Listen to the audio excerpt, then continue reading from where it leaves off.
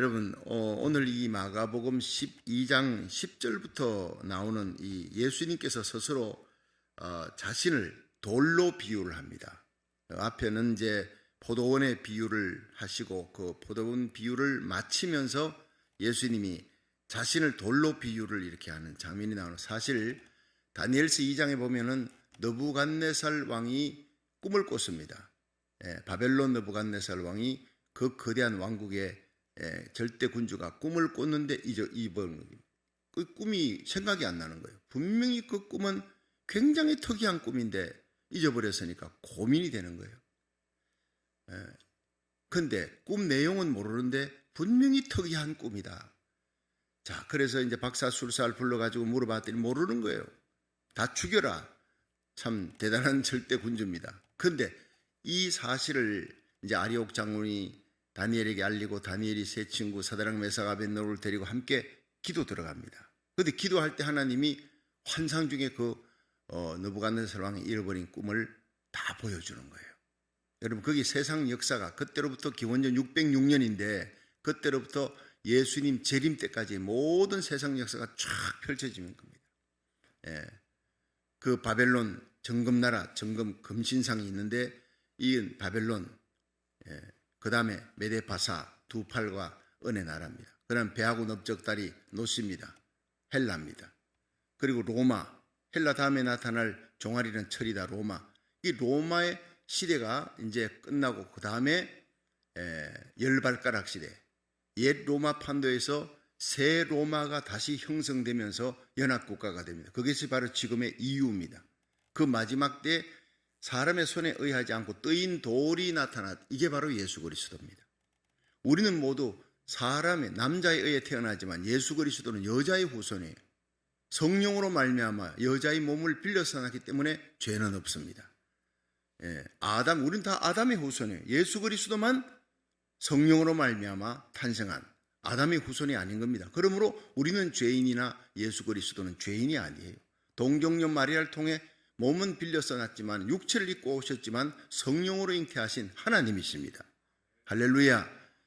그렇게 오셔야 죄 없는 하나님의 아들이 우리를 위해 십자가에 죽으시기 때문에 살찢고 피 흘려 못 박혀 죽으셔야 우리의 죄값을 대신할 수 있는 대속입니다. 어톤먼트, 우리의 죄값을 대신 치르는 거예요.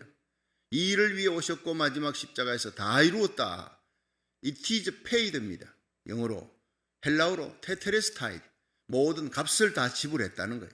죄는 빚입니다. 우리의 죄빚은요, 온 천하보다 귀한 생명이 지구 땅덩어리 하나를 다 바쳐도 여러분 우리의 죄값을 갚을 수가 없다는 거예요.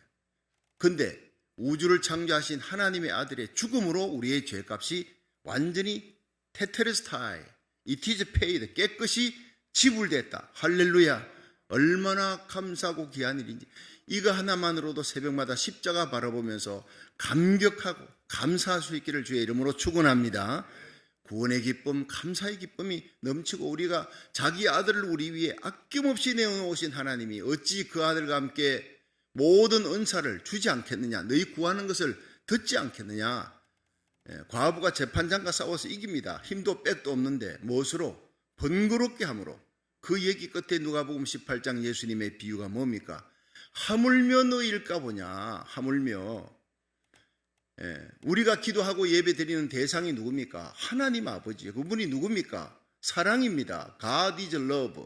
자기 아들을 우리 위해 이 땅에 육체의 몸을 입고 이 땅에 와서 십자가 길 가게 하신 그 하나님, 그 사랑의 하나님이 오늘 우리 예배를 받으시고 우리의 기도를 보시고 히스기야의 기도, 그 눈물을 보시고 기도를 들으시고 죽을 병도 살려시고 그가 부르짖어 함께 기도할 때 연합해서 베옷을 입고 기도할 때 18만 5천 명의 그 사내립의 군대를 하루아침에 전멸시켰던 하나님, 예수를 죽은 자 가운데 살리신 하나님이에요. 여러분, 이 하나님이 죽은 문제도 살리고 병든 문제도 살리고 모든 우리의 염려도 해결하는 역사가 이 아침 새벽에도 일어날 줄 믿으시기 바랍니다.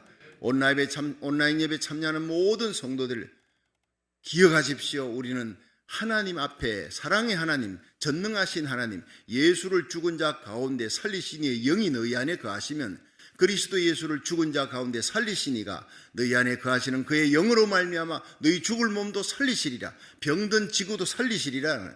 여러분, 이 땅에 창궐에 있는 코로나 바이러스 걱정하지 마십시오.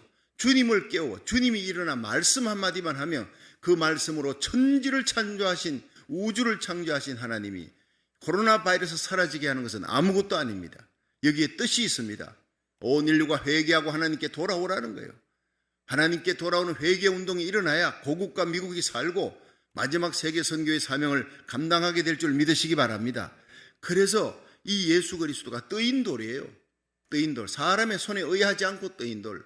우리는 사람의 손에 아담의 후예지만 예수 그리스도는 성령으로 탄생한 것이니까 사람의 손에 의하지 않고 뜨인 돌이 와서 막 밑바닥을 치는 거예요.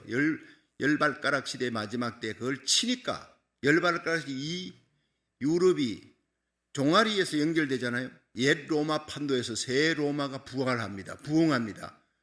자, 이렇게 우리가 옛 로마 판도에서 새 로마가 다시 형성이 되고 여러분 대통령도 뽑고 이런 걸 지금 보고 있잖아요. 유럽의 대통령. 이 시대 마지막에 적그리스도가 등장하기 직전에 예수님께서 공중재림합니다. 그리고 대환란이 오고 적그리스도의 통치 끝에 예수 그리스도께서 지상재림 요한계시록 19장에 나오는 거예요. 그 예수 그리스도의 지상재림이 뜨인 돌로 이 땅을 치면서 온 세계 역사가 전부 다 종식되고 접수되고 거대한 바벨론, 메데바사, 헬라, 로마의 옛 로마 판도에서 새 로마가 부활하고 이 모든 세계 역사가 다 접수되고 종식되고 큰 돌무더기가 되었다. 돌이 치니까 예수님 재림으로 천년왕국이 이루어지는 겁니다. 할렐루야. 그래서 천년왕국의 끝에 예수 그리스도 새하늘 새 땅, 여러분 우리는 영광스러운 천국으로 들어가는 거란 말이에요. 여러분 이 예수님을 산돌로 비유합니다. 예수님을 뜨인 돌로 비유합니다. 이 다니엘서 2장. 근데 마태복음 21장 42절에는 모퉁이 돌이다. 오늘도 여기 모퉁이 돌 얘기가 나와요. 코너스톤. 이사야 28장 16절에는 시온의 기초돌이라. 마태복음 16장 16절에는 예수님께서 베드로에게 너는 반석이다. 이 반석 위에 교회를 세우겠다. 왜 그러느냐 하면 베드로에게 가이사랴 빌립보에서 사람들이 나를 뭐라 그러냐. 예수님을 세례 요한이 살아났다 그러기도 하고 선지자 중에 한 사람이다 얘기를 합니다. 너희들은 나를 뭐라 그러냐. 베드로가 주는 그리스도시요 살아계신 하나님의 아들입니다. 그 고백을 하니까 베드로야 너 이름이 반석이다. 네가 이런 고백을 했으니 이 반석이 바로 너의 신앙 고백이 반석처럼 되어서 이 위에 내가 교회를 세우겠다. 이렇게 축복해 준 거예요. 베드로 위에 교회를 세우는 게 아니라 베드로의 신앙 고백 위에 교회가 서는 것입니다. 그래서 예수 그리스도가 바로 반석이라는 걸 얘기해 주는 거예요.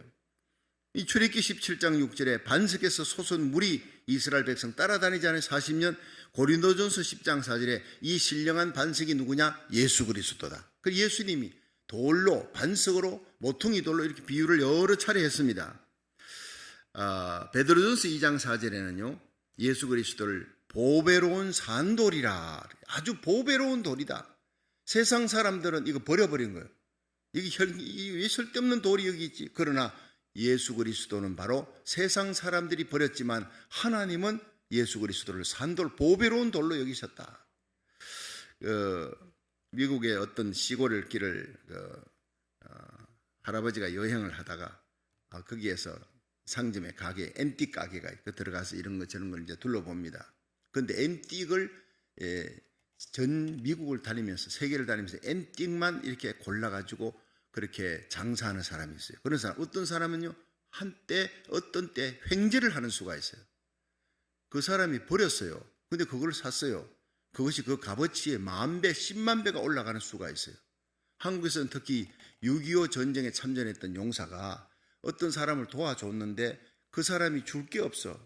도움을 받았는데 그 미군에게 집에 있는 그 벽화를 이렇게 그림 그렸는 그 벽화를 대대로 물려오는. 그런데 그걸 들고 피난 가도 그렇고 하니까 군인한테 줘서 이 군인이도 이걸 받아갖고 가치를 몰라요.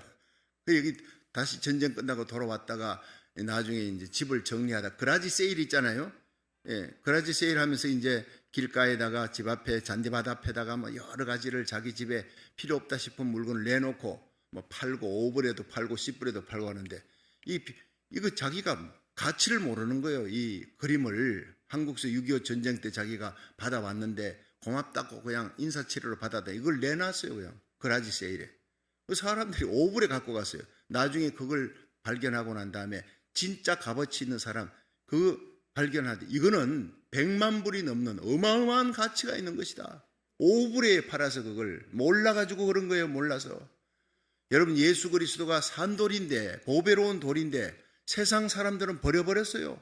그러나 하나님은 영광 가운데 모퉁이 돌로 코너스톤 영광스러운 시온의 기초돌로 보배로운 산돌로 세워주신 줄로 믿으시기 바랍니다. 그게 오늘의 말씀이에요. 그러니까 앞에 있는 포도원에 비유해서 포도원 만들어 놓고 종들에게 일하라 그러고 주인이 타국에 갔다가 종을 보내갖고 거기에 세를 받으려는데 종을 때렸어요. 그 다음 종 보내니까 또 욕을 보이고 머리를 치고 상처 주고 또 보내니까 죽여버렸어요. 그래서 자기 아들을 보냈더니 이 아들은 경외하리라. 아니에요. 아들을 죽여버렸어요. 상속자 왔으니 이 상속자 죽으면 이거 우리 거가 되겠구나. 욕심이 잉태한 적 죄를 낳고 죄가 장성한 적 사망을 낳아요. 결국 인간이 예수님을 십자가에 못 박았다는 그 얘기입니다. 하나님의 아들을 예수 그리스도를.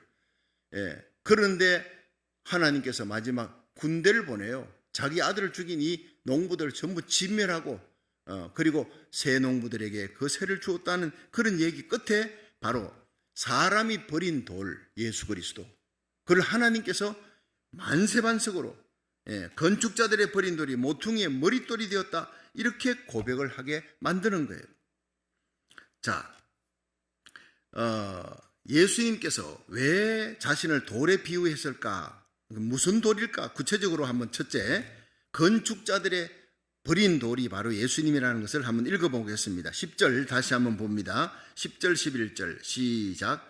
너희가 성경에 건축자들의 버린 돌이 모퉁이의 머릿돌이 되었나니 이것은 주로 말미암아 된 것이요 우리 눈에 기이하도다 함을 읽어보지 못하였느냐 하시니라. 자, 여러분, 건축자들의 버린 돌이라 이게 긴 모퉁이의 머릿돌이 되었다. 이게 뭡니까? 이사야 53장 3절에 보면요, 이 예수님이 탄생하기 700년 전에 이사야 선자가 하나님의 영감을 받고 하나님의 아들이 이 땅에 온대. 그 십자가에 달려 죽는데 이거를 이해를 못하는 거예요. 왜 하나님이 오셔서 왜 이렇게 비참하게 죽어야 되냐? 그 얘기하면 이사야 53장 3절에 내가 전한 것을 누가 믿겠느냐? 하나님이 인간으로 오셔서 그가 멸시를 받는데 그는 멸시를 받아 사람들에게 실어 버린 바 되었다. 멸시받고 천대받고 사람들에게 실어 버린 바 되고 보기에 우리 인간이 보기에 흠모할 만한 아름다운 것이 없다. 그런데 그 속에는 하나님의 신성이 있다는 거예요. 이분이 바로 예수 그리스도라는 것을 너무나 구체적으로 얘기를 해놓은 게 이사야 53장 3절입니다. 그는 질고를 받는다. 인간의 몸을 입고 와서 고통을 당한다. 슬픔을 당한다. 그것이 바로 우리 때문이라는 것을 사람들이 모른다. 그가 찔림은 우리의 허물을 인함이요 그가 상함은 우리의 죄악을 인함이라. 그가 징계를 받음으로 우리가 평화를 누리고 그가 채찍에 맞음으로 우리가 나음을 입었다. 우리는 다 양 같아서 그를 향하여 각기 죄악의 길 같지만 우리 무리의 모든 죄악을 다 그에게 담당시키셨구나. 이사야는 그에게 하지만 막연히 그에게 그분이 바로 예수 그리스도라는 사실을 그 예수 그리스도가 질고와 고통을 당하는 하나님의 아들이 하나님의 인간의 몸을 입고 와서 이렇게 슬픔과 부끄러움과 질고와 고통을 당하고 죽는데 그것이 바로 우리 때문이다. 그의 찔림, 그의 죽음, 그것은 나 때문이다. 나의 죄 때문이라는 것을 너무나 다른 선지자들보다 정확하게 얘기했던 이사야 53장 대선지자가 되는 거예요. 여러분, 이 땅에 오셨을 때 가장 환영해야 될 동네 식구들이 나사렛 사람들이 여러분 마가복음 6장 3절에 고향에서 예수님을 배척해버렸어요. 죽은 요셉의 아들 아니냐. 저가 뭐 말씀 전한다는데 뭐 들을 게 뭐가 있다고. 예수님이 기적을 행할 수가 없어요. 그들이 믿지 아니하므로. 고향에서 버림을 받았어요. 여러분 가장 예수님이 오면 환영해야 될 서기관들, 바리새인들, 율법을 연구하는 자들, 대제사장들, 제사들이 이들이 가장 환영해야 될 예수 그리스도가 그들에게 버림받고 그들에게 멸시를 받고 그들에 의해서 십자가에 달려 죽습니다. 그러나 하나님께서 예수님을 죽음 가운데서 살리신 거예요. 할렐루야. 그래서 하나님의 교회 모퉁이 대리 되고 반석이 되게 하셨다는 거예요. 여러분, 예수님은 나를 따라오려거든 자기 십자가를 지고 나를 따르라. 우리 예수 믿는 사람들이요, 너무 이 세상에서 영광 받으려면 예수님은 이 땅에서 영광을 받지 않으셨습니다. 버림받고 슬픔을 알고 가난한 자의 고통과 여러분 외로운 병든 자, 죄인들의 고통을 알고 그 죄를 짊어지시기 위해 오셨고, 제자들을 마지막에 무릎 꿇고 가룟 유다의 발까지 씻기려고 오셨고, 모두가 다 떠난 그 고통스러운 빈 외로운 곳에서 겟세마네 동산 기름 짜는 털에 3명의 제자도 잠이 든 그 밤에 나를 위해 기도해달라, 일생에 딱 한 번 제자들을 향해서 나를 위해 기도해달라고 요청했는데 그것마저 제자들이 너무 피곤하니까 잠들어버린 그 밤에 홀로 땀방울이 피가 되도록 기도한 거예요. 저와 여러분의 영혼을 가슴에 안고 우리 이름을 부르며 우리를 구원하기 위해 그렇게 땀방울이 피가 되도록 기도하며 통곡하며 눈물 흘리며 가셨던, 자욱자욱 걸어가는 마다 핏방울이 어려진 그 십자가의 길, 슬픔의 땅 비아돌로로사의 길을 걸어갔어요. 십자가를 지신 그 길이에요. 세상 사람들이 버려버렸어요. 그러나 하나님이 예수님을 살려서 부활시켜 바로 하나님 우편에 앉히시고 하늘과 땅의 모든 권세를 쥐게 하시고 심판하는 권세를 주신 분이 하나님인 줄로 믿으시기 바랍니다. 우리는 섬김의 길, 십자가의 길, 주님처럼 외로운 길을 가야 돼요. 여러분, 주님 따라가는 길은요, 무거운 십자가예요. 십자가가 가볍지 않습니다. 어느 예수전이 이제 뉴욕에서 펼쳐졌는데 너무나 연기를 잘해요. 정말 리얼하다. 어떻게 저렇게 십자가 지고 연기를 잘하냐. 예수 역을 맡은 사람이, 사람들이 막 박수하고 감탄해서 한 사람이 끝나고 난 다음에 무대 뒤로 갔어요.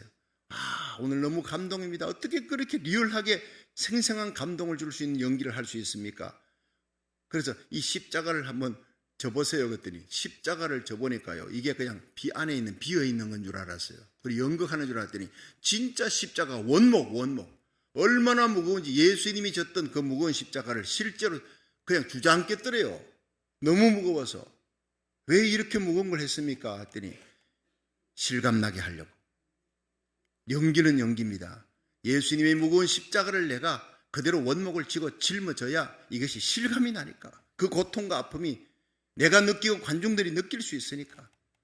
그렇습니다. 예수님의 십자가는 무거운 십자가예요. 이 무거운 십자가 너희도 지고 오라. 너희 몫에 태인 십자가, 고통스러운 십자가예요. 아픈 십자가예요. 외로운 십자가예요. 세상에서 버림받은 십자가입니다. 우리는 너무 영광의 길, 넓은 길, 여러분 박수 받는 길을 가려고 하는 그리스도인들이 너무 많아요. 저는 이 글을 읽으면서 건축자들에게 버림받은 일생의 길을 가셨던 예수님을 생각하면서 어제도 눈물이 나더라고요.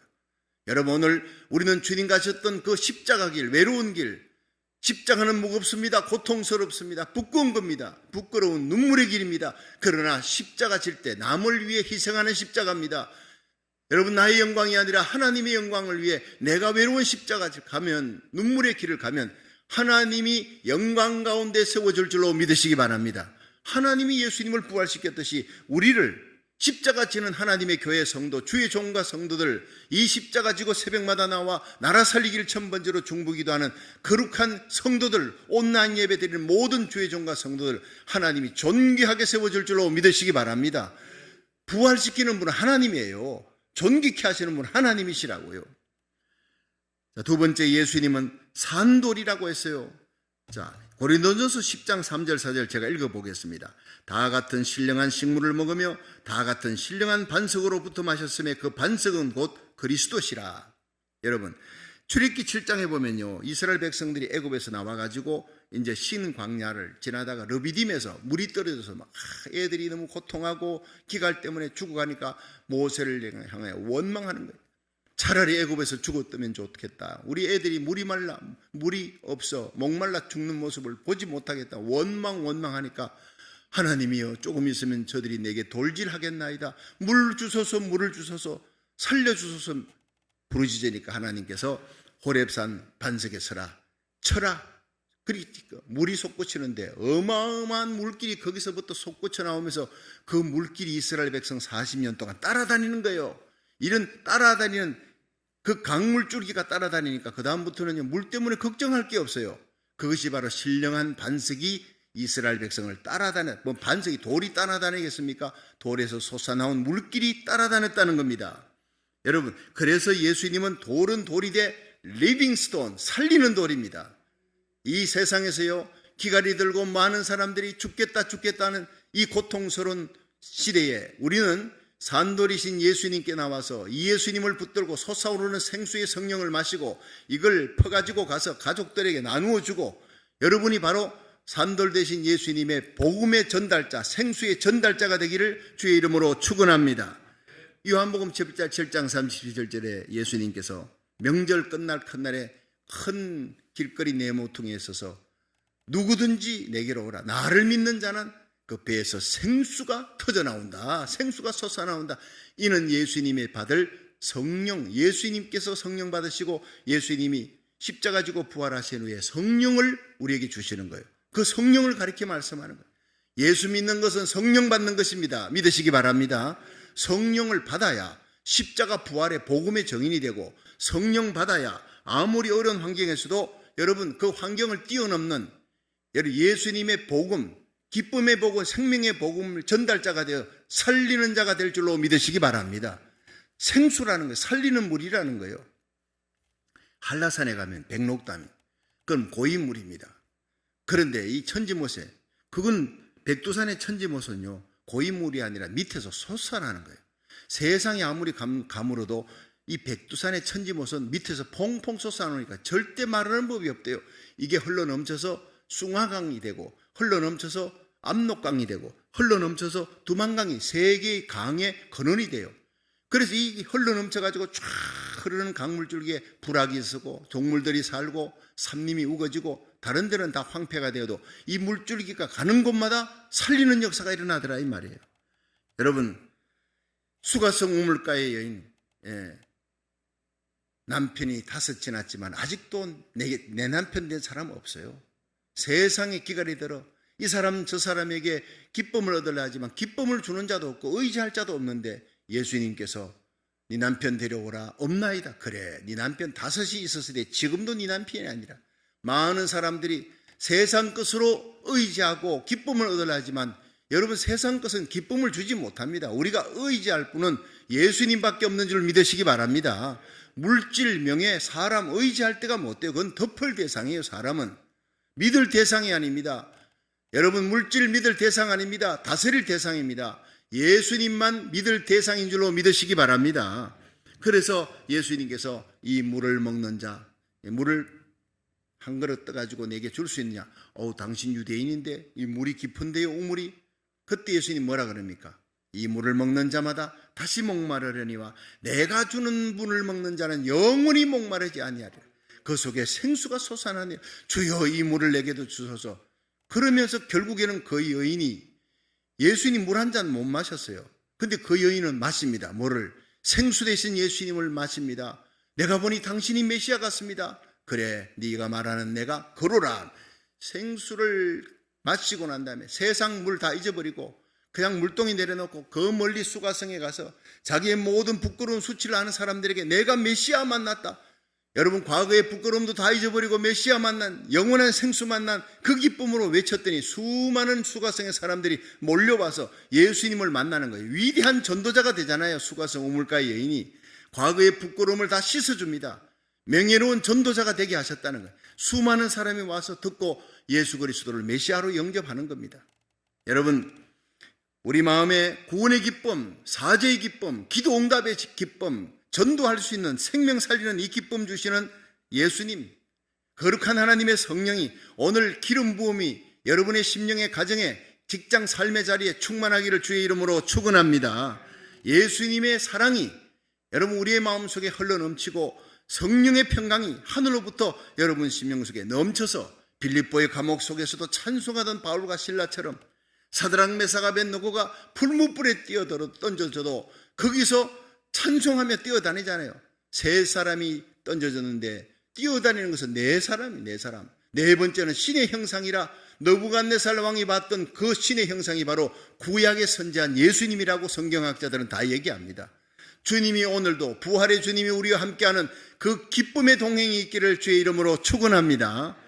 마지막 3번째가 예수님은 거치는 돌이라는 거예요. 자, 마가복음 12장 12절 한번 보세요. 12절 시작. 저희가 예수의 비유는 자기들을 가리켜 말씀하심인 줄 알고 잡고자 하되 무리를 두려워하여 예수를 버려두고 가니라. 자, 이게 뭐냐면 예수님께서 건축자들의 버린 돌을 하나님이 모퉁이의 머릿돌이 되게 하셨다. 너희들은 나를 버렸어도 하나님이 나를 구세주로 세운다. 이 얘기를 듣고 찔림을 받는 거예요. 예수를 막 잡아 죽이려 하지만 사람들이 두려워 그냥 갔다는 얘기예요. 여러분, 많은 사람들이 예수를 구주로 받아들이나 끝까지 예수님을 대적하는 자에게 예수님은 심판하는 돌, 거치는 돌이 된다는 얘기입니다. 이사야 8장 14절에 보면 그가 거룩한 피할 곳이 되시리라. 그러나 이스라엘의 두 집에는 거치는 돌, 걸리는 반석이 될 것이며 예루살렘 거민에게는 함정이 되고 올무가 되시리니 많은 사람들이 그로 인하여 거칠 것이며 넘어질 것이며 부러질 것이며 걸릴 것이며 잡힐 것이니라. 자, 여러분, 예수님만이 천하인간의 구원 얻을 만한 이름, 예수님 이름밖에 없습니다. 할렐루야. 그래서 우리는 확신이 있기 때문에 다른 종교는 구원이 없는 거예요. 여러분, WCC가 다른 종교도 구원이 있다. 여러분, 속지 마십시오. 마지막에는요, 전 세계 종교 통합이 일어납니다. 그 수장이 교황이 되는 겁니다.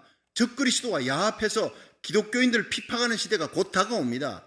여러분, 이럴 때 진짜 살아있는 슬기로운 타저처녀, 정말 살아있는 산돌 예수 그리스도를 붙드는 진짜 교회와 가짜 교회, 성령이 역사하는 교회와 성령이 떠난 교회, 딱 갈라지는 시대가 옵니다. 영에 속한 성령으로 충만한 산돌 대신 예수님을 굳게 붙드는 예수 그리스도만이 구원자라고 외치며 고백하는 교회 성도들이 되기를 주의 이름으로 축원합니다. 그러므로 다른 종교 숭배하는 사람, 다른 종교인들 또 혹은 무신론자들 또 혹은 선행과 고행으로 나는 구원받을 수 있다, 이런 사람들에게 예수는 올무가 되는 거예요. 예수는 거치는 돌이 되는 거예요. 예수님은 그들을 심판하며 그들을 부러뜨리고 그 사람들을 심판한다. 오늘 이 말씀이 이사야 8장 14절에도, 여러분 고린도전서 1장 18절에 십자가의 도가 멸망하는 자에게는 미련한 것이로되 구원 얻는 우리에게는 하나님의 능력이 되는 것입니다.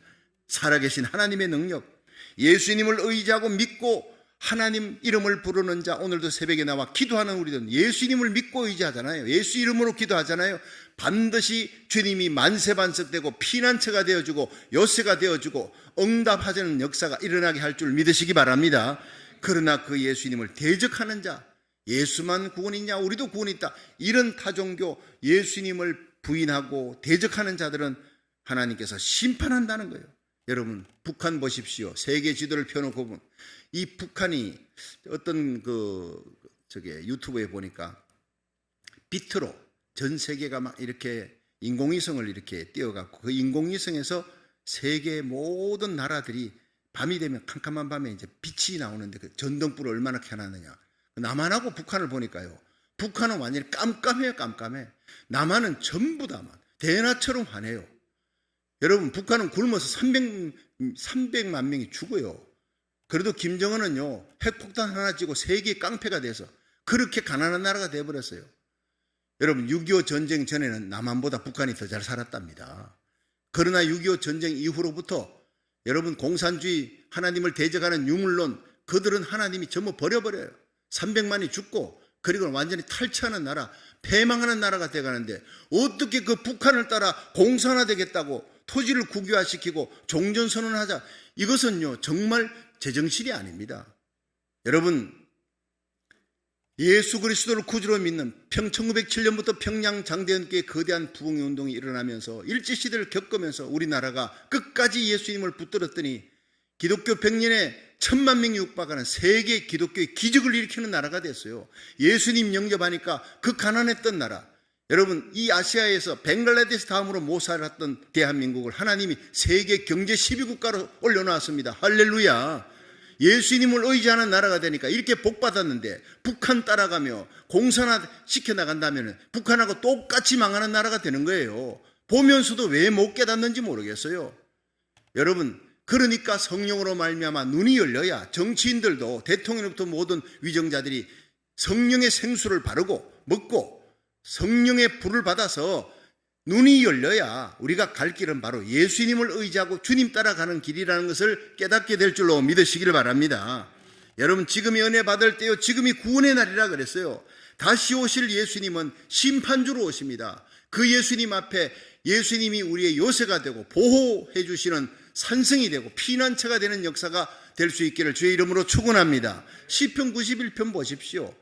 예수님을 의지하고 예수님 나의 피난처입니다, 나의 요새입니다, 그렇게 믿고 기도하며 나아가는 자들은 극한 연병에서 건져준다 그랬어요. 새사냥꾼의 올무에서 건져준다. 너희와 너희 자녀들 날개기수로 하나님이 오늘도 덮어주실 것이다 약속하고 있습니다. 방패가 되어준다 그랬습니다. 천인이 내 옆에 만인이 내 우편에 엎드리지나 이 재앙이 너와 내 자식들에게 가까이 하지 못하도록 하나님이 지켜주시리라. 네가 날 사랑한 적 내가 너를 건지리라. 네가 내 이름을 난 적 내가 너를 높이리라. 구원받고 보호받고 하나님이 방패가 되어주고 우리가 존귀하게 되는 길, 예수님 의지하고 주님 앞에 나와 기도하는 것밖에 없는 줄로 믿으시기 바랍니다.